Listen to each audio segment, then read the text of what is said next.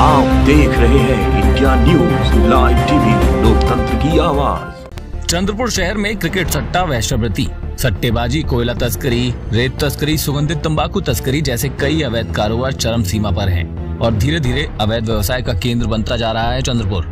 जिला प्रशासन अवैध व्यवसायियों पर लगाम कसने की कोशिश तो कर रहा है, मगर घर का भेदी लंका ढाए जैसी बात हो रही है। खुलेआम इस धंधे में लिप्त माफिया पत्रकारों को खबर प्रकाशित करने पर जान से मारने की धमकी देते हैं। इन माफियाओं को कानून का कोई डर नहीं रहा।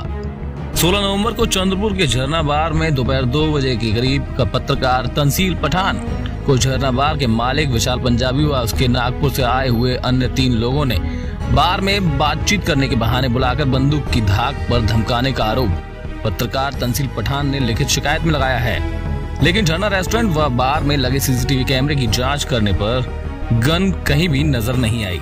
आज से कुछ दिन पहले मुझे मालूमात मिली थी, तकरीबन 3 महीना पहले, कि चंद्रपुर ज़िले के अंदर में धड़ल्ले से एमडी, जिसे मेफेड्रोन कहा जाता है, जो ड्रग्स का प्रमाण है, वो धड़ल्ले से बिका जा रहा है और उसके साथ में कोकीन भी आ रहा है। तो मैंने 3 महीने से इसकी इन्वेस्टिगेशन, इसके तह तक जाने की कोशिश की कि ये बात कितनी सच है और कहाँ से आ रही है। तो इसी इन्वेस्टिगेशन में मुझे बहुत सी चीज़ों का खुलासा हुआ। उसी बीच में हुआ यूँ कि मैंने तकरीबन 2 खबरें इसकी चलाई। खबर चलाने के बाद में मुझे अज्ञात व्यक्तियों से फ़ोन आ रहे हैं, कोई मिल रहा है और बोल रहा है कि तंसील तू ये गलत कर रहा है, ये एक बड़ा रैकेट है, तेरी जान खतरे में है, कभी भी कुछ हो सकता है।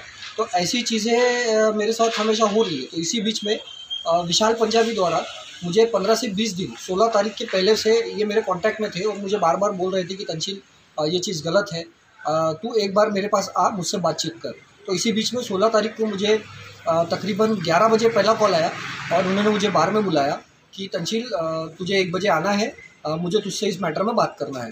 फिर उन्होंने 1 बजे मुझे कॉल किया और बार में बुलाया। तो मैं बार में सडनली चले गया, क्योंकि मेरा काफ़ी सालों से विशाल पंजाबी से एक नाता है दोस्त के खातिर। तो उस बात को लेकर के मैं वहाँ चले गया। वहाँ जाने के बाद मुझे पता लगा कि एक कंपार्टमेंट पूरा खाली है, वहाँ पर ऑलरेडी विशाल के साथ में 3 लोग बैठे हैं। जब मैं वहाँ पहुँचा तो विशाल ने मेरी पहचान कराई कि ये सागर साहू उर्फ लक्कू, जो ड्रग्स का पेडलर है, जिस पे ऑलरेडी केसेस है ड्रग्स के, एमडी के, नागपुर में रहने वाला, नागपुर का। उसके साथ में एक बंटी शुक्ला नामक व्यक्ति की पहचान कराई। उसके बाद में मेरे राइट हैंड पर एक व्यक्ति को बिठाया गया, जिसे वो ड्राइवर कह रहे थे या हमारा साथी कह रहे थे। तो इस बीच में बातचीत चली और बातचीत में लक्कू मुझसे ये कहने लगा कि आपके पास में क्या सबूत है, आप हमको बताइए, हम आपको इतना इतना पैसा देते हैं और उसको ख़त्म कीजिए।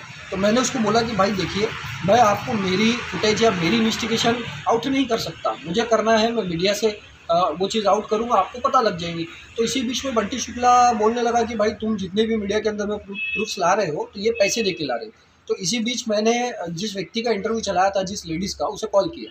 उसे कॉल करने के बाद में वो लेडी भड़क उठी कि उसे पकड़ के रखिए, मैं आती हूँ और उसे बताती हूँ कि मैं 500 रुपये वाली हूँ, या फिर मेरे साथ, मेरे बेटे के साथ में वो घटना घटी है, इसलिए मैंने बाइट दिया है। तो इसी बीच में जब वो सुनकर बंटी शुक्ला भड़क उठा और भड़क उठने के बाद में मुझे गालियाँ देने लगा कि तू कौन सा पत्रकार है, मैं तेरे को देख लूँगा, तू अगली खबर डाल के दे, मैं तेरी ऐसी तैसी कर दूंगा, तू मेरे को जानता नहीं, हम लोग छोटे लोग नहीं है, हमारी एसपी से लेके तो एलसीबी से लेके तेरे चंद्रपुर जिले के सारे अधिकारियों से हमारी साठगांठ है।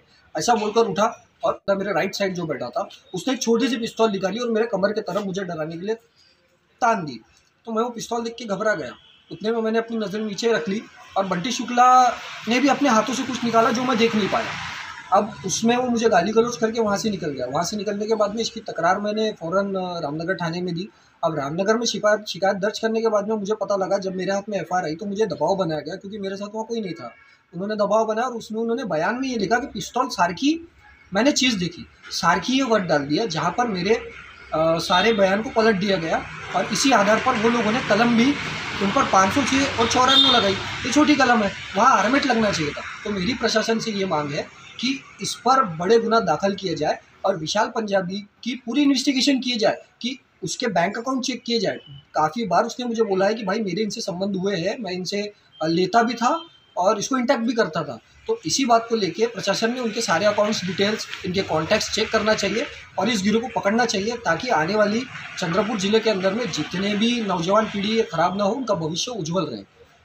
आम जनता से जुड़ी खबरों को देखने के लिए इंडिया न्यूज लाइव टीवी को सब्सक्राइब करें और नोटिफिकेशन के लिए बेल आइकॉन दबाएं।